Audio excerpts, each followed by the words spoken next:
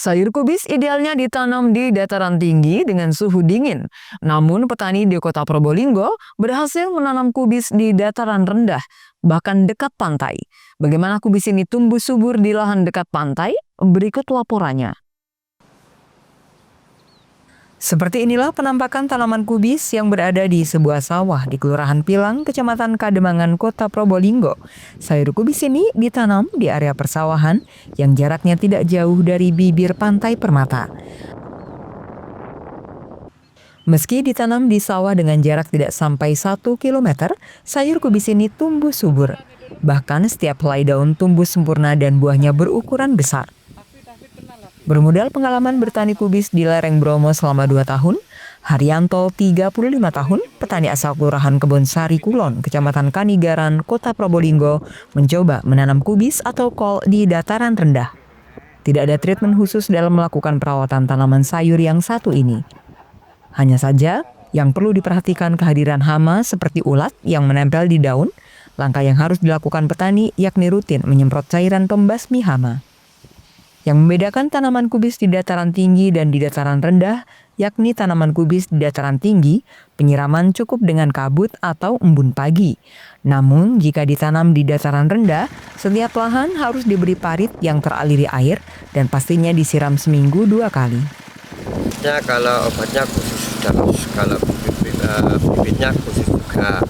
Kalau di sini, kalau bibit itu sama mas dengan kalau yang di atas sama. Untuk kalau dataran rendah ini minim kalau sudah panennya itu 80-90 kalau di atas itu sekitaran 60 sudah panen mas. Lebih panjang kalau yang lebih panjang kalau di sini soalnya hawa panas.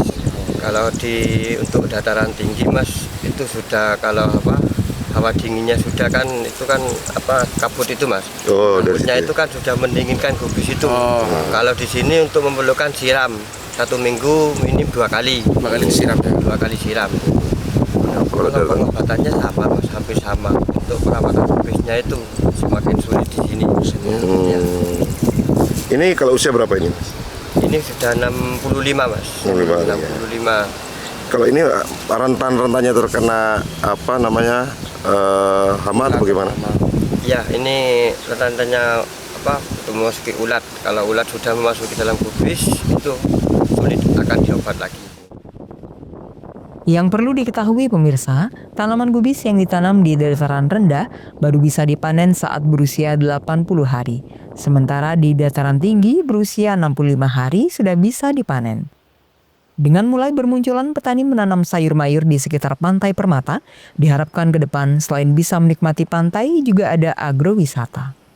Kita berharap akan ada di depannya petani yang berinisiatif atau berkeinginan untuk menanam kubis ini. Masalahnya ini kan di area, katakanlah di tepi pantai berkisar sekitar 1 kilo dari bibir pantai. Ini kan seharusnya ini tidak tumbuh. Seperti itu. Ini kan aneh tapi nyata. Ini faktanya ini sudah yang terjadi. Ini seharusnya kalau kubis ini setahu saya tumbuhnya di daerah dingin atau di daerah Bromo atau gunungan seperti itu. Jadi harapan ke depan mungkin ini bisa memancing warga atau petani untuk menanam. Dan ini juga saya dengar juga promosi juga ini ya. Jadi agrowisata juga sekaligus. Siap.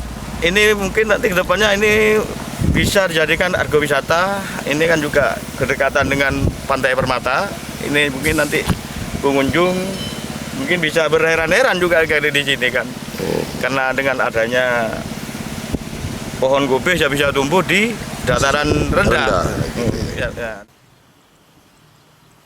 Bagaimana pemirsa, Anda tertarik menanam kubis di dataran rendah? Anda bisa mulai mencoba di lahan sekitar rumah Anda. Dari Probolinggo, Farid Pahlavi, JTV.